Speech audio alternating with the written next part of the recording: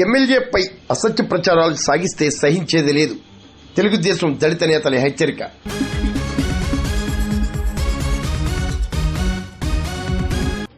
Peddapuram MLA నిమ్మకాయల చినరాజప్పపై YCP నేతలు అసత్య ప్రచారాలు, ఆరోపణలు చేస్తే సహించేది లేదని తెలుగుదేశం పార్టీ దళిత నేతలు హెచ్చరించారు.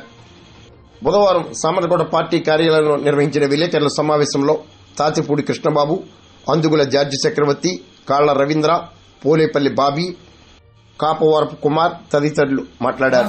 ఏం జరిగిందంటే గత 10 సంవత్సరాల నుంచి కుక్కలప్పారా అనే వ్యక్తి అక్కడ వైఎస్ఆర్ పార్టీలో తిరుగుతాడు.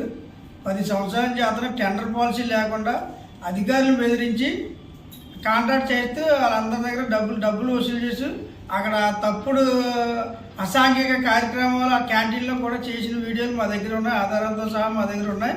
తర్వాత అక్కడ ఆడవాళ్ళు తీసుకొచ్చి అదే క్యాంటీన్లో రాత్రులు